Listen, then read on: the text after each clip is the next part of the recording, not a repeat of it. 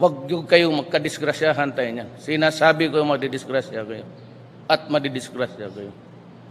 Hindi ako urong dito. And I said, I would stake my honor, my life, and even the presidency.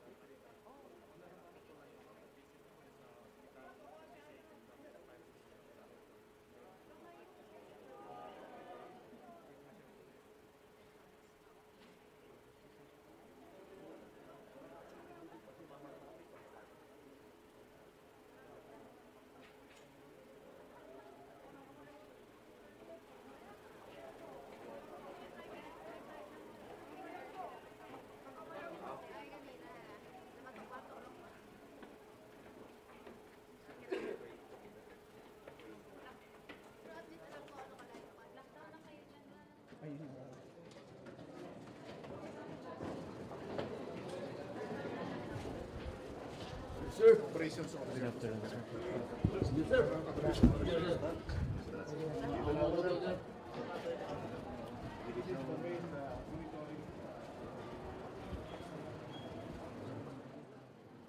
Good afternoon, ladies and gentlemen. Sit down. I am happy to join you. No ongoing job.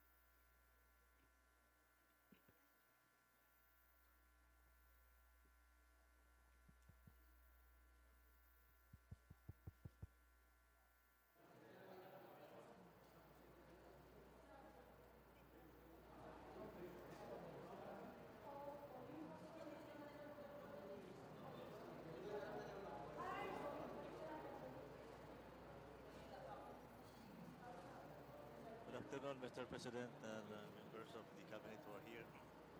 Mr. President, we are in the new NDRRMC building, which was actually a project that was approved by the past administration, but the construction was started in early 2016, and we will be inaugurating this in days to come. Mr. President, the agenda for today is after this welcome message, there will be an update and forecast on Typhoon Ompong by the Pag-asa Director Vicente Malano. And then it will be prepared by the updates on the preparedness of effective response by Undersecretary Ricardo Halad. And after that, there will be some Q&A or discussion on what to do during the typhoon. And the last one will be a guidance from you, Mr. President. So without much ado, I would like to give the microphone to the Pag-asa Director Vicente Malano.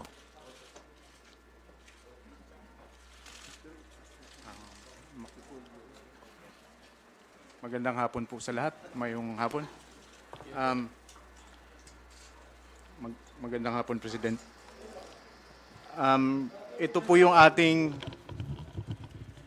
latest ng update sa bagyong si Ompong na ang international name po ay Mangkot. Itong Mangkot po ay galing po sa contribution po ng Thailand. Ang ibig po sabihin ay mangustin. Pwede pong Ilonggo. Tanong.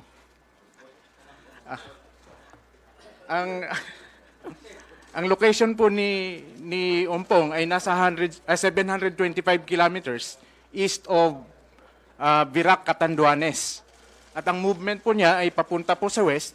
Yung pong nasa makikita po natin sa screen, yung bandang kaliwa, may mga isolines po, ibig sabihin, pareho-parehong pressure yan ng line. Tapos yung nandito sa kanan ay ito po yung satellite po, satellite picture, na kuha po ng himawari ng Japan na mayroon po tayong receiving facilities. Kung makikita po natin dito sa may kanan, mayroon siyang itim na nasa gitna.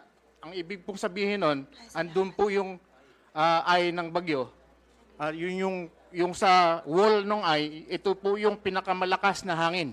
At ang hangin po na mararanasan po dyan sa wall ng eye ay nasa 205 kilometers per hour yung sustained winds. At umaabot po ng bugso or ibig sabihin yung gustiness na 255 kilometers per hour. Atin pong ikukumpara to sa mga nakaraang bagyo, nung panahon nung 2015, mayroon po tayong lawin na halos dito po din sa lugar na to, tumatahak yung bagyo na yon. At marami pong napinsala nung panahon na yon. At ang kaibat po na mga hazard na dala-dala po nitong bagyong si Ompong ay pwede pong malakas na hangin at pwede po siya mag-generate ng storm surge, lalong-lalo na po dito sa may northern coastal areas ng Cagayan. Pwede din po dito sa may Ilocos, lalong-lalo na po dito sa may Ilocos Sur dahil yung bagyo na to ay kung dito naman sa east, pwede siyang mag-generate ng storm surge pero maninegate po niya yung kanyang effect ng storm surge dahil po mayroong cliff. So kung cliff po siya, hindi po, sabi ko nga, maninegate yung epekto ng storm surge dahil nga mataas yung elevation doon sa lugar na yun. At ganun pa man, may mga nararanasan na po may experience po na tayo in the past na nagkakaroon po ng storm surge na ganitong klaseng lakas ng hangin. At meron po kang kopya po dito na noong panahon nung si Igme noong 2004 at ang kaniyang sustained winds ay umabot din po ng 230 kilometers per hour at ang na-generate po niyang mga storm surges ay doon po sa, sabi ko kanina, doon sa northern coastal areas ng Cagayan from Sanseswira papunta po dito sa may Santa Ana. Doon, halos po lahat po ng coastal areas doon sa northern portion ay nagkakaroon po ng storm surge. At ang pinakamataas na recorded po nung panahon ni Igme ay umabot po siya ng 5 meters ang height.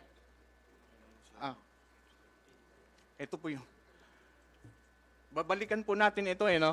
Ito pong pinakahuling may blue dito sa bandang kanan. Ito po yung alas 8 ng umaga. 1, 2, 3, 4, 5, 6. Yung pang-anim, magmula dito sa kanan, ito po yung initial na position kaninang alas 8. So, yung unang bilog na may pula ay 24 hour after from 8 a.m. kanina. Ibig sabihin, bukas po ng umaga yan ng alas 8. 24-hour forecast, mayroong 48, then mayroong 72, tapos ito sunod, pang-4 na araw, pang-5 araw yung pinakahuli nating nagagawa na forecast. Babalikan po natin yung sinasabi ko kanina, pwede siyang mag-generate ng 5 meters na height na storm surge. So kung ang iyong lugar po, ang elevation nyo po ay mababa sa 5 meters from the mean sea level, ay delikado po yung lugar na yan. So kung 5 to 6 nga, tapos kung 6 meters, dahil po mayroong sinasabi na momentum, pwede din pong maapektuhan pa kahit na 6 meters yung iyong elevation o lugar ng bahay niyo po. Next slide. So kaninang alas 11 po, nagpalabas na po tayo ng signal number 1 dito po sa mga lugar na ito. Ang ibig pong sabihin ng signal number 1, meron pa tayong lead time na 36 hours bago po natin mararanasan yung hangin na umaabot ng 30 to 60 kilometers per hour. So yung mga lugar na to, ito yung mga Batanes, Cagayan including Babuyan Group of Islands, tapos ito pong Apayao, Abra, Kalinga, Ifugao, Isabela, Quirino, Nueva Vizcaya, Aurora, Nueva Ecija, Bulacan, Rizal, Laguna, Quezon including Polillo Islands, Camarines Norte, Camarines Sur, Catanduanes, Albay, Sorsogon, Northern Samar, Burias, at Ticao Island. Ang susunod po na bulletin na ilalabas po natin ay in the next, sa mga alas 5, mayroon tayong piniprepare mga alas 5 po, ilalabas po natin na alas 5. Ito po yung rainfall prediction po natin. In 24 hours po, magmula kahapon ng umaga hanggang ngayon, magmula kaninang umaga ng alas 2 hanggang bukas ng alas 2 din po ng umaga, light rains pa rin po, very light rains pa rin po ating mararanasan sa buong kapuluan. Sa bukas po hanggang the third day, tama ba? Ay mayroon na po tayong makikita dito sa may pangalawang frame na sa gitna. Yung kulay pula po ay 180 to 360 millimeters. Ang ibig pong sabihin yan ay heavy po yan. Heavy rainfall po yan. Dito po sa may bandang Isabela at doon po sa may Cagayan area. Mayroon din po dito sa may Ilocos region na ang kanya pong rainfall ay 60 to 180. Ang ibig pong sabihin ay moderate rainfall. Doon po sa Sabado po, mayroong lumalaki na po yung malalakas na ulan na ating mararanasan, lalong-lalo na po dito sa may northern portion ng Luzon. Next slide, please. So, dito po sa areas with highest rainfall, may makikita po tayo. Ito nga sa first day ng ating prediction. Ito po ay generated ng ating tinatawag na numerical model. Yung GSM po ay pinapatakbo po ng Japan yan. Yung WRF, tayo po ay nagpapatakbo. At ina-update po natin ito every 6 hours yung ating pagpipredict using this numerical model. At doon sa pangalawang araw, bukas po, maabot ng 108.3 millimeters in 24 hours. Magmula po ng bukas ng umaga hanggang ngayong umaga hanggang bukas po ng umaga. At sa Saturday po, kung titingnan po natin dito sa Baguio, 550 millimeters. At hindi ito sinasabihin natin na uncommon dahil nung 2001 at 2015, mayroon po tayong na-record dyan sa Baguio na umabot ng 1,000 millimeters in a day. At sinundan po yan noong 2015 na umabot ng 950 in a day. At nagkaroon po ng landslide po sa maraming lugar dito sa Cordillera areas. Next. Yung sinasabi nating daluyong sa Tagalog o storm surge, mayroon tayong sinasabi ko kanina, may mga areas na prone to storm surge. Yung sinasabi natin kanina, northern coastal areas ng Cagayan at dito po sa may Ilocos, lalong-lalo na dito sa may Ilocos Sur. At doon din po sa may Isabela area. At sabi ko nga, ang bentahe kung tatawagin natin ay maganda ang magiging hindi ibig sabihin maninegate nga yung epekto ng storm surge dahil nga doon sa clip yung lalo na dito sa may Isabela area at sa may northern Ilocos. At ang nakikita po natin ang talagang maapektuhan ng storm surge po dito ay yung northern coastal areas ng Cagayan at yung Ilocos Sur. Kasiguran po ay sa may Baler po medyo malayo-layo na po 'yon. Sa Aurora mayroon pong lugar din na pwedeng maapektuhan at yung mga isla po doon sa may norte kasama na yung Calayan. Ang Batanes ang ating nakikita po diyan ay masyado din pong mataas yung elevation ng mga near coastal areas. Next slide please. So ano po yung mga ine-expect po natin? Very strong winds that will generate storm surges in the coastal areas and heavy to intense rains na pwede pong maka-apekto doon po sa sinasabi nating lugar. On Friday or bukas, Cagayan Valley region called Car and Central Luzon. Sa Sabado po ay yung Northern Luzon and Central Luzon makakaranas ng strong winds at mga intense na ulan. Moderate to occasionally heavy rains due to enhanced southwest monsoon or habagat is possible by Friday or tomorrow sa Palawan, Zamboanga, Visayas, lalo po dito sa may western part ng Visayas. Sa Saturday, Palawan, Zamboanga, Peninsula, Western Visayas, and NCR. And yung NCR po sa Friday, hanggang Saturday, September 14 and 15. At pinapayuhan po natin, lalo na po yung mga kababayan natin na maapektuhan na continue po ng pagmumonitor ng ating update. Na ipapalabas po yan ang tinitingnan natin kung 24 hours na ang expectation natin na maglalandfall, ang ating update po is every 3 hours doon sa bulletin or warning. Pero mayroon tayong update doon sa position every hour kung papalandfall na yung ating bagyo na tinitingnan. Next slide, please. The typhoon continued to threaten northern Luzon, and Ompong is expected to make landfall over Cagayan on Saturday morning or September 15. At ito po yung ating sinasabi, marami pong napipinsalang mga fisher folks dahil po para bang hindi nakakarating sa kanila dahil nasa laot na sila. Siguro yung ating mga LGUs ay magmumonitor din po para din kung mga fisher folks hindi nakakarinig ng ating mga warning. They are advised not to venture out over the seaboards of areas under may karoon na ng warning signal. Yun lang po at mayroon pang sa dam, mayroon pa. Next slide. So mayroon po tayong mga dams na atin pong minomonitor with the operators of these dams. Mayroong Ambuklaw Dam dito sa kanan po. Yung nandun po yun yung pinapakita natin yung track ng Typhoon Ompong. Binga, San Roque. Yung Ambuklaw po, pag napuno po yan, pag nag-release po yan, papunta po ng Binga at sinasalo din po yung Binga ng San Roque. Ang tinitingnan po natin ditong mapupuno na ay itong Magat dahil malaki po yung sinasabi nating watershed at maliit lang po yung dam na hindi po siya nakaka-contain ng malaking volume ng tubig.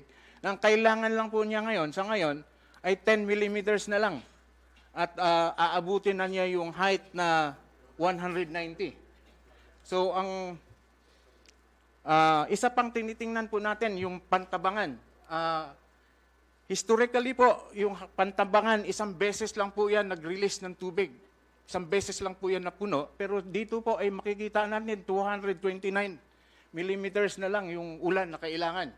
At kung makikita natin yung forecast, 7, 22, 59, kung ito-total natin, kunti na lang yung kulang para mapuno.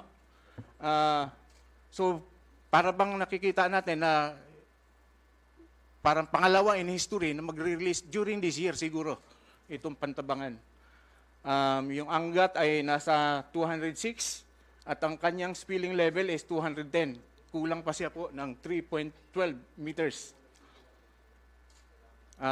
Yung anggat naman ay nagbibigay po ng tubig yan sa ipot tsaka eventually doon sa Lamesa Dam. Ang mga river basins mo likely to be affected with this passage of Typhoon Umpong ay yung Abulog. Ito po yung nasa northern part ng Cagayan, ay nasa northern part ng Luzon na nagdi-discharge po doon sa Abulog. Yung Abra po ay nagdi-discharge po dito sa may Ilocos. So yung tubig na manggagaling doon sa Abra papunta po ng Bigan, mayroong yung mga kawayan area doon po. At nung panahon ng 2015, nagkaroon po ng pagbaha doon sa lugar na yon. At dahil din po doon sa continuous rains due to habagat, ang Cagayan River Basin, Pampanga, Agno, and Pasig, Marikina. Yung ating Abra, mayroon na po tayong mga monitoring facilities na i-put up na po at magagamit na po natin para ma-monitor ng maayos yung lugar ng Abra na sabi nga natin ay nagdi-discharge towards Ilocos Sur. May mga tanong kanina po, ano bang mga ginagawa natin? Yung Pasig Marikina, bago po maapektuhan yung lugar, mayroon kasi tayong tinatawag na yung level ng tubig, mayroong alert, alarm, and critical. Pagka-alert pa lang ay nagpapatunog na din po tayo ng sirens doon sa Pasig Marikina. Pero itong Pasig Marikina baka hindi gaano maapektuhan. Yun lang pong sinasabi natin kanina, yung magat. So iba pong mga advisory na issue na po ng Pag-asa ay doon po sa mga river basin na hindi po siya gauge, na wala pa po tayong gaanong monitoring facilities except for satellite and radar facilities na mayroon. Pero yung ground na kung paano natin i-monitor yung level ng tubig, wala pa po tayong kompleto na doon sa Zamboanga. Question, Director. Sir, kanami question. Yes, sir. Hindi ba natin pwedeng bawasan na yung mga dam na yan ngayon habang wala pa yung bagyo? Mayroon na pong protocol yan kung ano po yung ano yung level para yung magat po ang kaninang alas 2 nag-pre-release po. Okay, good. Nag-pre-release na po yung magat. Makukontain naman nung mga river system natin dahil maliit lang yung i-release. 0.5 meter lang yung height ng gate ng bubuksan.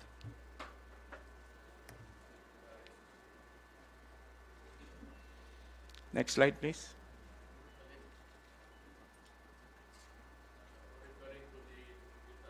Opo. Kaya po ng mga river system natin kung mag-release yung magat. Ito po yung mga maapektuhang mga bayan sa pag-release ng magat. Lahat po yan ay nasa Isabela. Ramon, bayan ng Ramon, sorry po, wala po sa mapa, pero nandyan yung pangalan ng mga bayan. San Mateo, Aurora, Cabatuan, Luna, Rina Mercedes, Burgos, Nagilian, and Gamo.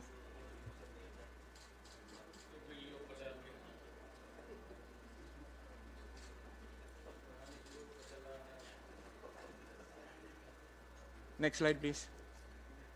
Yun lang po at maraming salamat po. Thank you very much, Director. Now, sir, we have to listen to the to Yusek Halad for the updates on the preparedness for effective response. Rick? Yes, sir. Our beloved President, members of the Cabinet, members of the National Disaster Risk Reduction Management Council, ladies and gentlemen, good afternoon. I will now present the updates on the NDRRMC plan for effective response. The next slide, please. The situation overview was already given by Pag-asa. And what I will present is our analysis on the affected population and the cluster preparedness, or the NDRRMC cluster preparedness measures. Next slide. Next slide. So based on the forecast of Pag-asa, this is our exposure analysis from the within the 125-kilometer radius of the center of the typhoon, which is the corridor wherein the typhoon is most destructive. There is a total of 4.3 million individuals that are exposed. These are in the provinces of Cagayan, Isabela in Region 2 with the highest number, followed by Ilocos Norte and Ilocos Sur in Region 1, and Abra, Kalinga, Apayao, Mountain Province, and Ifugao in Cordillera. Of this number, 824,000 individuals belong to the poor families. And within this corridor, sir, about 47,800 houses are made of light walls, are houses with light walls and roof. And most of the evacuees will be housed in 1,742 evacuation centers in this corridor. We can also use primary schools, numbering about 3,079 schools.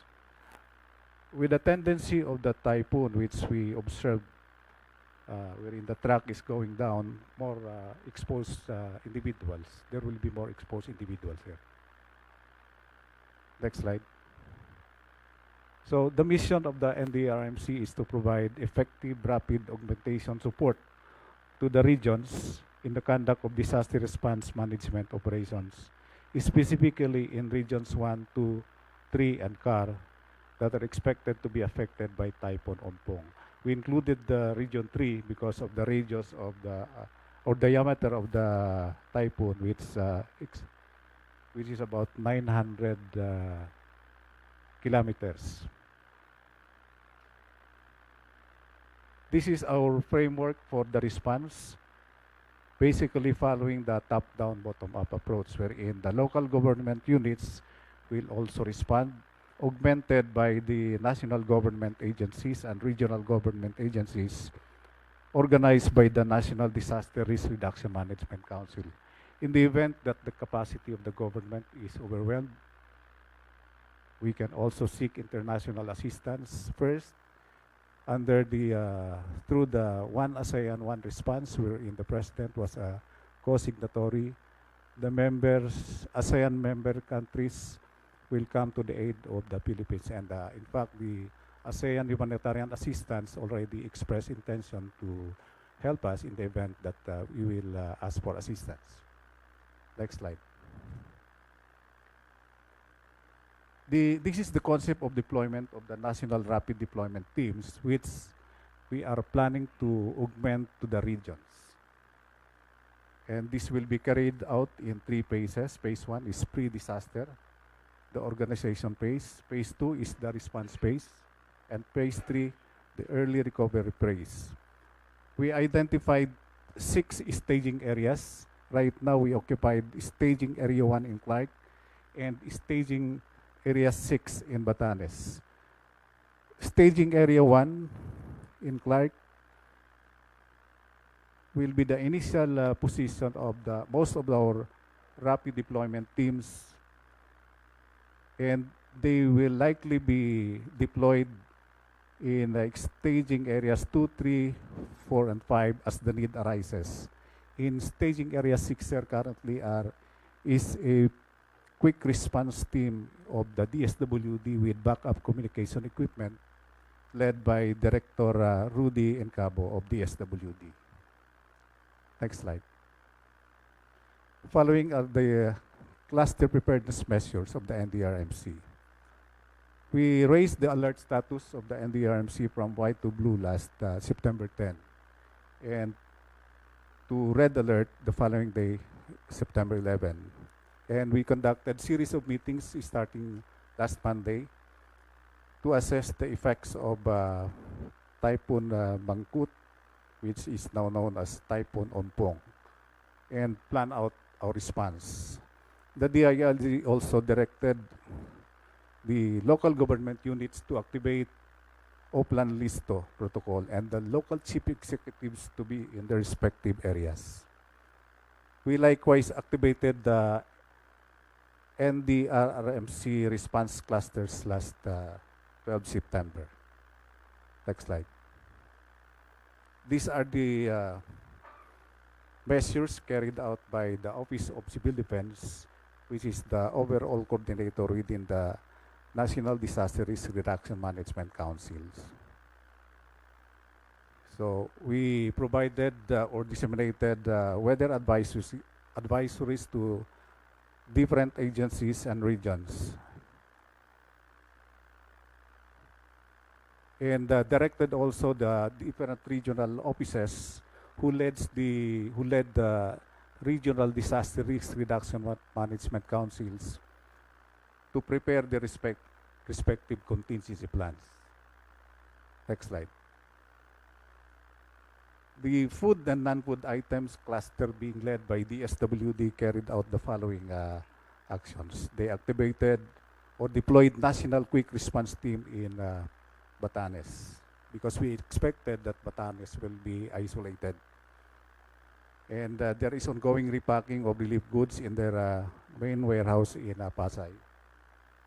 And the team in Batanes is equipped with backup communications or satellite phones and BAGYONG or a portable data communication equipment. Next slide. This is the inventory of relief goods by DSWD in the 4 regions likely to be affected, Cordillera 1, 2, and 3, with a total of 1.1 billion in terms of cash and family packs and other relief goods. Next slide. The health cluster being led by the Department of Health, they activated the code alert and organized health emergency response teams. And some of these teams are already deployed in their in the various regional offices in these regions. Next slide. This is the stockpile of logistics of DOH in various regions in the total amount of 19 million. And lately, they augmented those regions with logistics in the amount of 2.2 million. And they have, DOH have available 28 health emergency management teams, which can be tapped in the event it is necessary to be deployed in those 4 regions. Next slide. The search, rescue, and retrieval cluster being led by DND and AFP. We organized a quick reaction team from the SWD. The response cluster organized rapid damage and needs assessment, which is now in Clark, ready to be deployed anywhere in those 4 regions. We also organized the incident management team, which will manage the response in those regions. The Armed Forces of the Philippines organized 8 teams composed of 131 personnel, and they are now in Clark. They also have air ambulance also in Clark. Next slide. These are the equipment of the search, rescue, and retrieval teams of the AFP.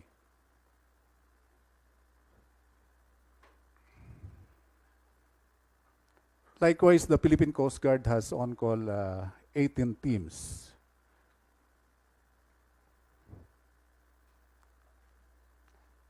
These are the assets of the armed forces of the Philippines outside of the 4 regions to be affected, which can also be tapped in the event it is necessary. Next slide. The Philippine Coast Guard has 25 vessels outside of these 3 regions or within Metro Manila and Southern Luzon, ready to be deployed in case it is necessary to conduct sea search and rescue. These are the location of the vessels of the Philippine Coast Guard, which can be deployed around the northern Luzon area, if necessary. Next slide. And the DPWH have this deployment of personnel and equipment which can be utilized in the immediate clearing of roads and bridges that will be closed.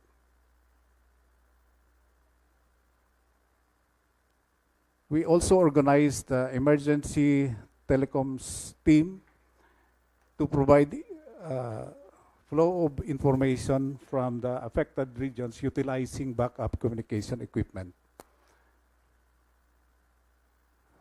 These are coming from the Office of Civil Defense, PNP, and DICT.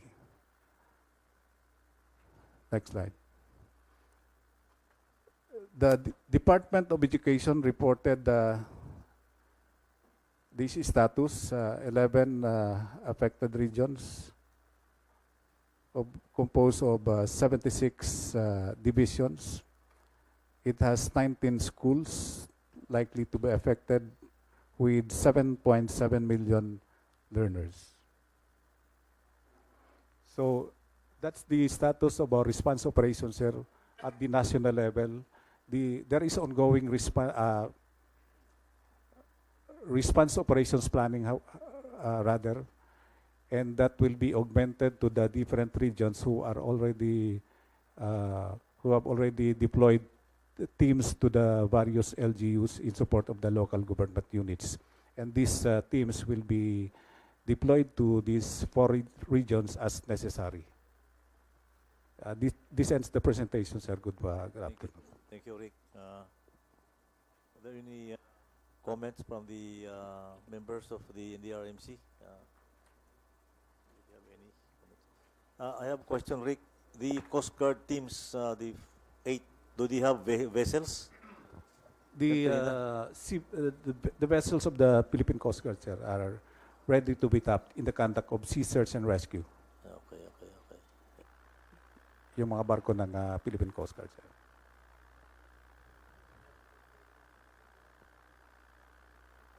What was not presented is the readiness on the energy energy response. We have already activated our task force on energy resiliency. So on the fuel inventory of all areas, the northern areas that will be affected, and there is supplying just in case. And line restoration, we have already prepared that. Maybe I just not failed to reach you. For line restoration, personnel, 21 teams of line gang, 168 people, and 2 teams of maintenance and testing, 10 personnel. And then also the aircraft of NGCP is ready to assist.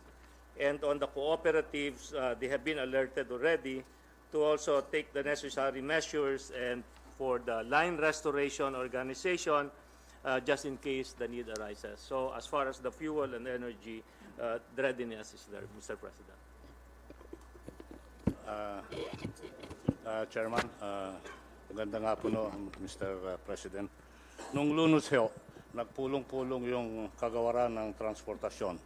Kasama na yung mga principal agencies o ahensya na nasa Department of Transportation na kung saan pinagplanuhan tatlong aspeto in relation to this typhoon coming in. Ang una yung information and dissemination.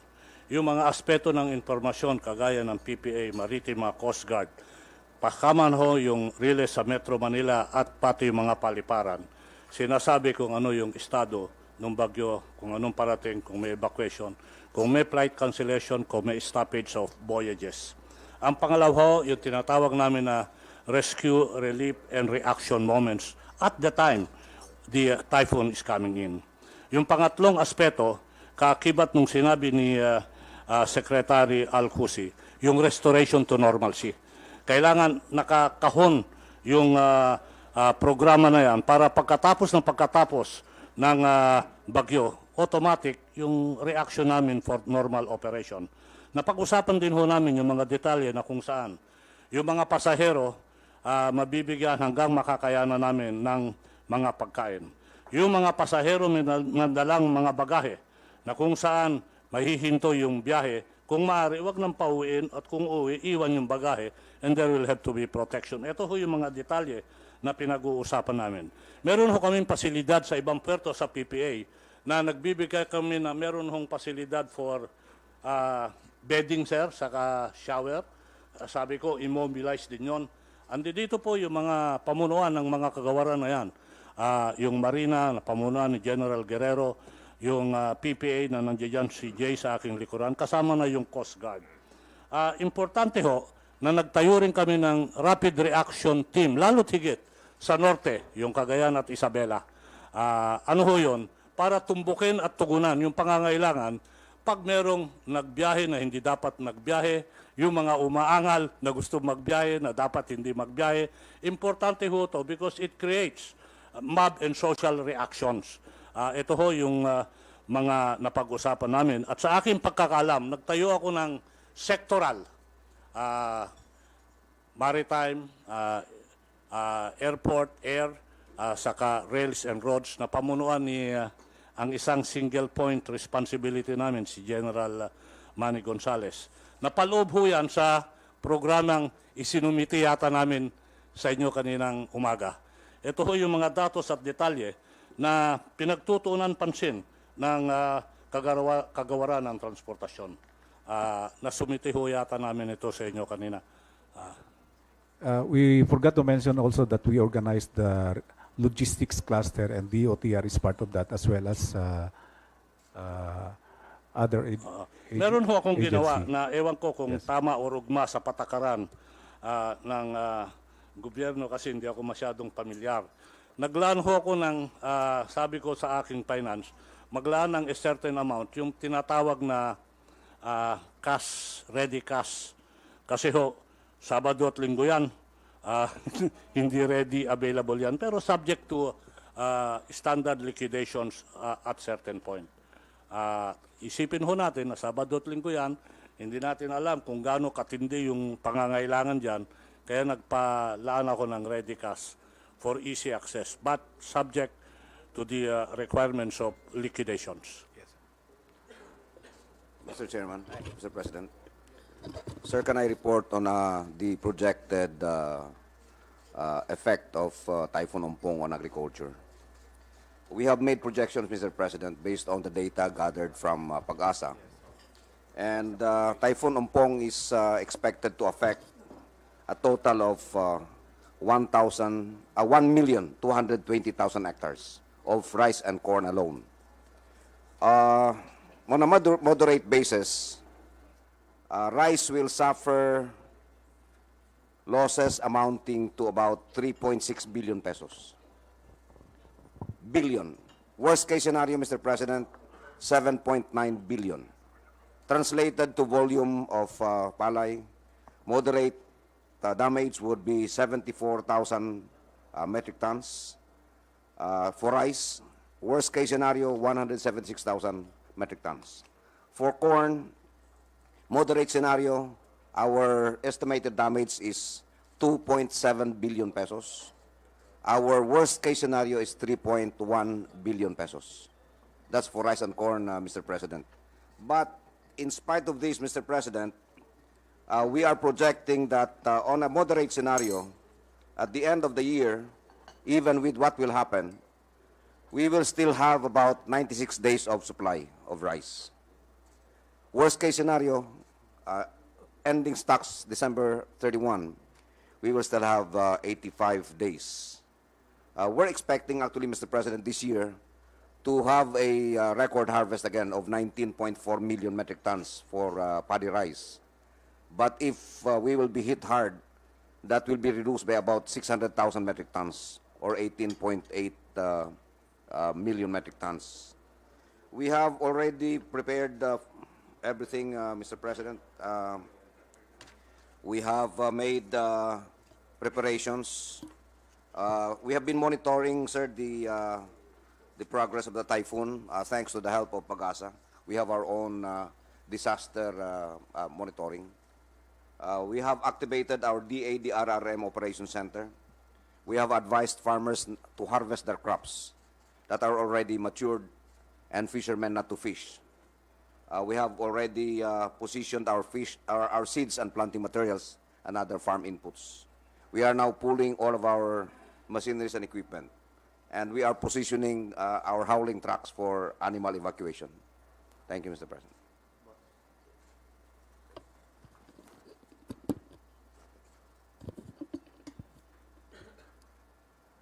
Mr. President, just to report and to inform the body, like the DOTR, the DFA is also allotting cash. So kung may mga OFW po na maiipit sa mga ports and wala silang pamasahe, etc., the DFA, the cluster where DFA is, will be willing to help them. And it's within the guidelines of the 1 billion, Mr. President, that you allotted for the OFWs. Mr. President, as far as yung 1 B. So far, Mr. President, maganda yung levels yon. But we modified the guidelines para basta naipit po sila, we can assist them right away po. So, President, we have some consular offices, Mr. President, but malamang po we will coordinate with the airport and the seaport officials, but we'll find a way to give them the money. So nung yung Xiamen Airlines po na-stuck yung sa runway sa NAIA po, we're able to assist OFWs. Binigyan po natin ng tig 5,000 pesos. Bawat isa. How about those OFWs who are here, who have landed but have not yet returned? Yun po, sir, ang tinutulungan natin. Yung mga nandito na naipit. Or, sir, yung paalis na. Kasi usually yung paalis na, wala na rin pera, Mr. President. Tapos ma-delay sila. So rather than bumalik sa probinsya nila, we'll give them. And you have the housing facility? Sa Metro Manila po, si Dole po ang tumutulong. Pero pag outside, Mr. President, cash na lang binibigay natin. Sila na ang nag- What's the housing facility? In place na lahat yan, Mr. President. Basta may mga ganitong emergency situation, the DOLE is in place with 3 airports. Unang-una, yung Emergency Employment Program. Pangalawa, yung financial and other assistance to the OFW.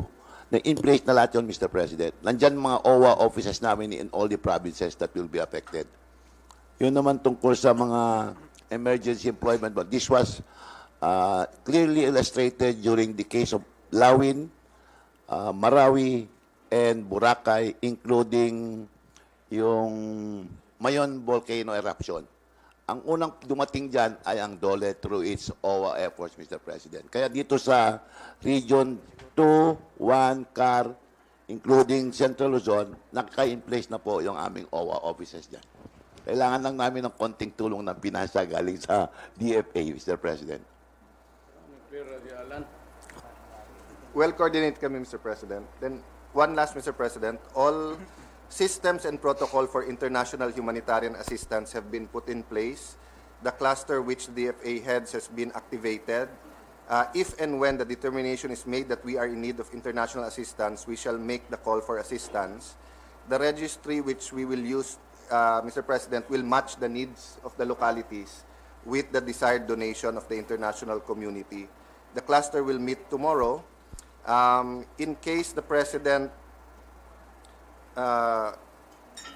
should there be no call by the President for international assistance, the NDRRMC member agencies could so determine by themselves, and if there's a need for a calibrated acceptance, Mr. President, we're also ready for this. I would just like to make some projections. Let us assume that all these things will pass, will come to pass. So where do you get the extra rice that would be expended after the crisis? Actually, after this typhoon? yes, sir. Mr. President, the impact on our rice supply will only be about 3.6 days. Our reserve will be reduced by about 3.6 days. We don't really have a problem with the supply now, Mr. President. It's harvest time, and the imported rice are starting to come in. So You mean the importations? the previous importations, Mr. President, the importations already made by NFA, and we are now harvesting all over the country. In fact, we're expecting a stabilization of the rice prices in the market within the next 2-3 weeks. Okay. How about the DSWD? Are you around?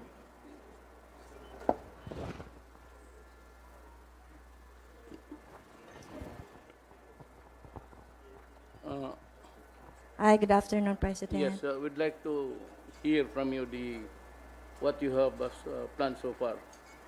Yeah, we have already coordinated with our field offices and the local government units for the preposition of our food and non-food items. Actually, we have already around 400,000 family food packs standby all over the country. But specifically for Batanes, we had already sent our team, advanced team, led by the director of our disaster, Director Rudy Incabo, to assist the local government unit of Batanes. So far, we have already procured with the NFA 88,000 bags of rice for augmentation, and we have already sent 5,000 family food packs to Region 2 for the augmentation of the typhoon. Let me ask you this question, everybody. Are you in constant communications with everyone? I mean, do you make periodic reports to somebody aside from the NDRRMC? On the part of the Department of Transportation, Mr. President, we are in constant communication with Yusek Halad. Kasi nga, binuo nila nga ho yung membership ng NDRRM, kaya nagkakaroon ng coordination. In fact, having said this, just to emphasize that coordinations are being made and to address the query earlier raised by Secretary Del. Doon sa Coast Guard, meron na ba mga equipment or vessels or crafts that are available? In fact, this morning, sir, nag-submit na kami ng complete list ng mga vessels or craft or even aircraft na available on call where they are situated.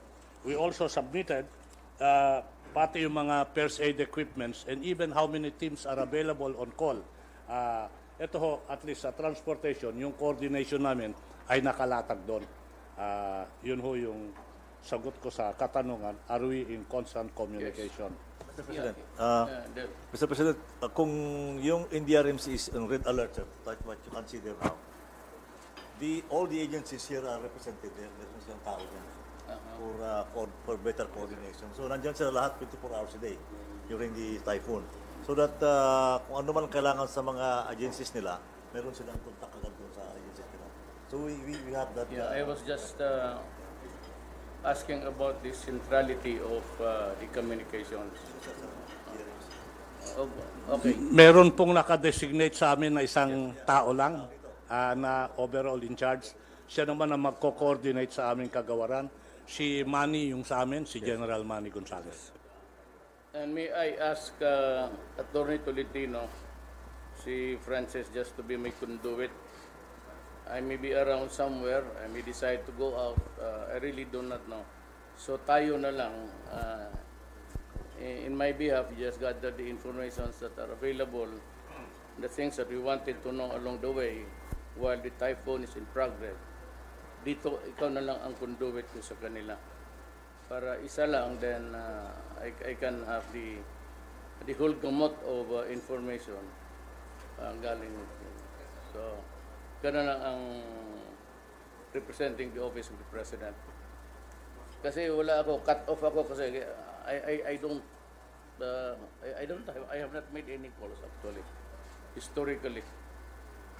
I have not made any telephone or phone call to you until now. So kaya ikaw na lang. Yes.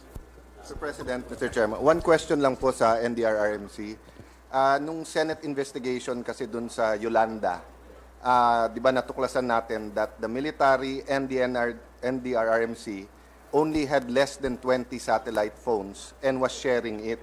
So nung bumaksak yung communication sa Leyte and Samar, walang makakontak kasi walang available satellite phone. So I just like to know kung meron, because since we have 24 or 48 hours to go, pwede tayo magpadala ng satellite phones kung kulang pa rin yung nandun.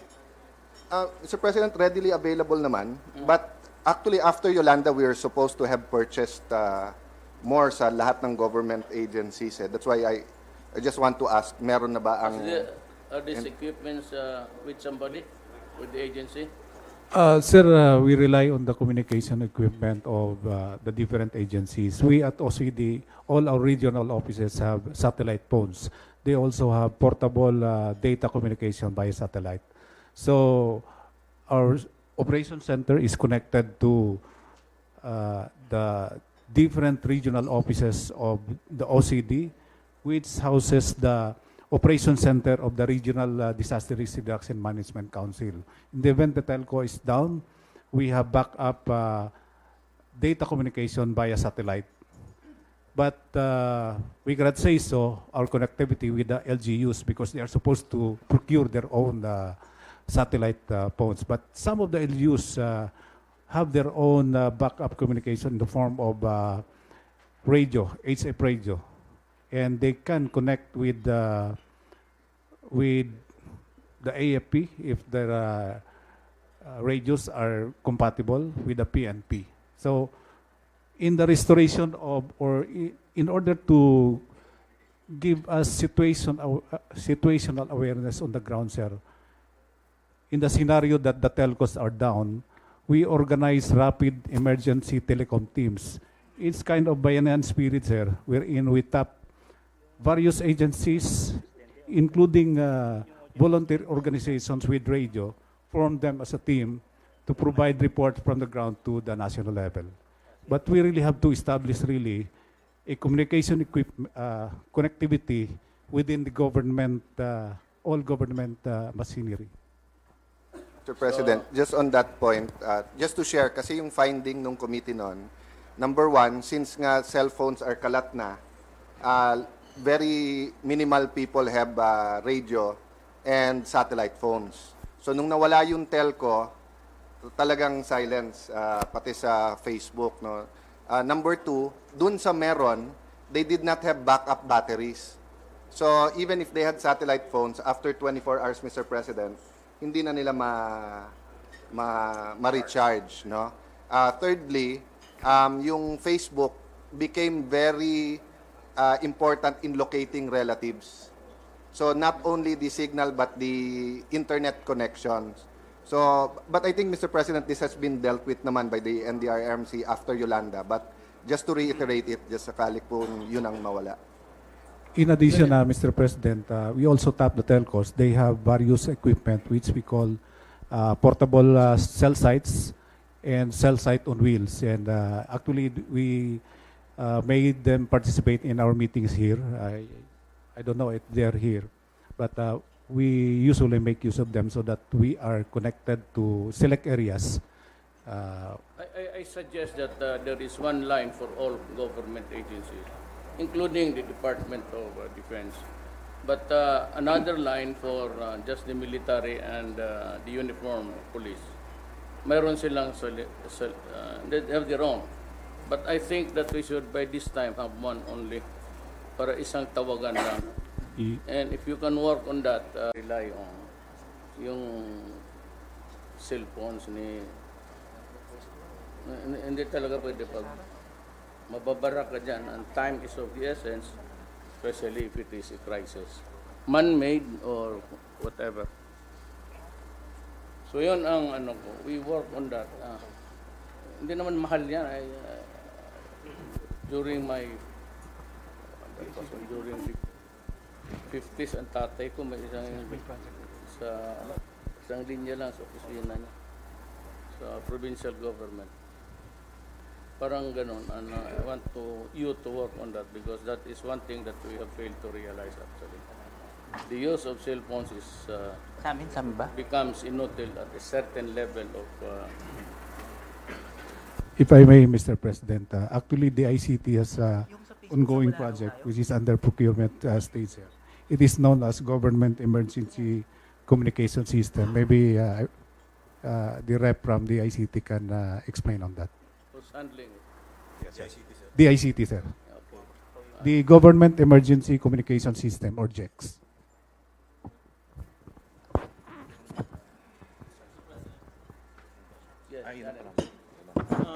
Dali lang ha. Thank you. Yes, sir. Yeah, we have ordered the BOC, the Bureau of Customs, to release to the DSWD all of their seized food items, including rice, for the emergency purposes. Casey, nasabihan mo na. Yeah, sabihin. Casey. Oh yeah, and that's really our practice. As soon as we seize it, we release it to the DSWD. So they will be getting not only the rice, but if we have seized any smuggled canned goods, we will give it to them. John Sumato, you were raising your hand, sir. You want to say something? Daw lahat ng mga kuryente dyan eh. So, ma-isolated brownout ang Ilocos ba. So, we have to be, if we have to be prepared for this. Yung ano naman, yung DNR, participation naman natin sa DNR dito is yung pag matatapol down yung mga kahoy, barado yung kalsada. So we have alerted our mga DNR personnel along, kasi every province meron akong DNR personnel po eh.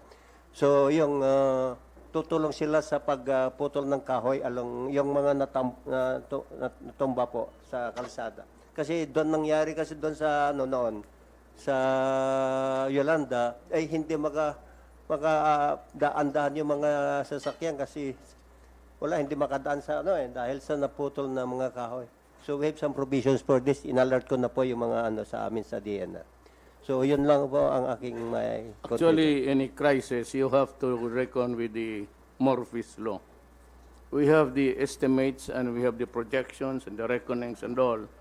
But we would not, it ain't there until it is there. So, pagka ganon, anything can go wrong outside of the projection or sudden shift of that idiot, that typhoon crawling towards North Luzon. So, the best way to proposition, the most accurate way of finding out ano talaga ang nangyari is for Tugade, who comes from Cagayan, and Bello comes from Isabela, to go home there now and watch their own province. How is that? Mr. President, I was talking to Secretary Tolentino. I said, I think the President should designate at least 6 cabinet members to be in these areas of possible calamity, Mr. President. Para may mukha kayo doon sa areas na yon. Your presence must be felt there, Mr. President, through your cabinet members. Hindi na kailangan ako. So, hindi lang kami, Mr. President. In succession, ay total yung trabaho naman niyo really germane or very intimately connected with the wherewithals ng typhoon. You could go there to your province. You will be at home there, Isabela. Art, you have never been to Cagayan ever since, matagal na. No, sigurado ang roads will be clogged as Mark and of course, Yes, sir. In fact, sir, nakaschedule na ako sa Tuesday next week. puta na. Tao mo sa Ilonggo nga. Tapos na yun. Hindi mo pa luma, oh. Mr. President.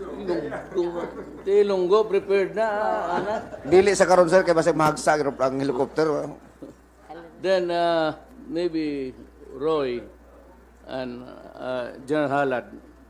General si Mato, General Halad. Mayroon ka naman dito. So long as pagkatapos ng bagyo, huwag naman pumunta ng bagyo. After, tapos you have to be there because I said there's so many things. Anything can go wrong, as it will go wrong. Not to our expectations, not within our projections, not included in our forecasts. So, 1, 2, 3, 4, Roy, 5, General Halad also busy. Mr. President. Oh, si ano? Sa education. Ay, ikaw ma'am, okay ka na. Wala ka na lang. You know, last year I went to Isabela, to Cagigaraw, and to Cagayan. I also went to Catanduanes, wherever Pero there taga is. Cebu yan si mama, tignan mo kung saan siya umabot. Oo, lahat na, pati Surigao. The love for Surigao. your fellow men. Yes. Mr. President, the Department of Education is responsible for the most vulnerable of possible victims, and these are the learners. And we estimate that about 7 million learners will be affected. So we expect 7.7 million learners to be affected by this set of typhoons. So we are also preparing in terms of monitoring. Perhaps kasi kami up to the level of the school, we have the principals, the division superintendents. Lahat, we have initiated a tracking system. We are tracking all of them, and we have instructed them to stay put, especially during the weekend. So we are in constant touch with them. We have 3 personnel who are also on 24-hour duty here, so that whatever happens is immediately transmitted to the different schools. And kung we have buffer stocks sa ating ibang agencies in terms of food, ang aming buffer naman ay ang learning materials, ang mga books kasi nasisira yan, mga computers, Yes, etc. that's I'm worried about. And the use Yes, even of the school. nagpa-preposition rin kami. Totoo yung ano sa bata. Mga books nila masisira. And we'd also like to reiterate our proposal, Mr. President, na perhaps we can minimize the use of the school buildings as evacuation centers because the children have to make do with temporary learning shelters, which all, of course, exposes them to greater risk. So we're glad na hindi masyadong marami ngayon na schools gagamitin. Minomonitor namin yan. And we also have already prepared, of course, the funds which might be necessary. Pero yung monitoring is very thorough and comprehensive because down to the level of the principal, we are in touch with all of them. We are tracking them. We're telling them to not to go off on holidays. Those abroad, they go home so that they keep watch over the respective constituencies. And these are the children which have to be kept safe and healthy, Mr. President. Yes, ma'am. I distinctly remember talking about the situation doon sa Naga. Tayo ni Tony Tolentino that it's about time that we build yung semento temporary shelters that can be used by the people during kasi ang ano ko diyan may misgiving ang mga bata napuputol for the longer they stay in the school, the longer would be the disturbance of the education of the children. Also It's true, about Mr. time President. that General Halad thinks of this. Yun talagang mga frontliners na lugar, Leyte, Samar, itong Cagayan, Isabela. Makagawa mo lang tayo parang gym puro simento. Parang gym lang with so many, perhaps 10 CRs for women and 10 iwalay mo lang, babae, lalaki. Parang simple lang na with strong, I think you have to use the metal. Iron. Parang gym lang. Habaan mo lang yung upuan para and if we can build about siguro baski 14 muna next year, early next year. So masali natin sa bayan. Tinatanong po lagi, who decides if a dam will be open, the floodgates? I'm referring to Pantabangan, Angat, Bustos, Magat, Ipo, and the other San Roque. Kasi po walang nag-a-announce. Who decides on the basis of science and who will announce to pinpoint correct responsibility? technical yan. Kasi minsan po, Mr. President, mga engineers lang yung nagde-decide. Matagal na ho na-release sa Nueva Ecija, tsaka tuyo na ho yung wala na hong bagyo, tsaka babaha sa Bulacan. Yes, sir. May protocol sa dam release, sir. At saka may coordination din sila with yung nagko-control ng dam, yung Napocor at saka yung NIA. May coordination with Pag-asa. Kasi kumukuha sila ng information from Pag-asa on the rainfall data. Early warning to the communities, meron din, sir. So, Napocor, for those controlled by Napocor, they announced to the LGUs, like for example, San Roque Dam, may contact sila sa Pangasinan na Provincial Disaster Risk Reduction Management Office at saka yung regional office namin. So, napag-usapan namin kanina, sir, sa meeting na anticipating yung baka mag-full gate release itong tatlong dam na ito na magkasunod, ang Buklaw,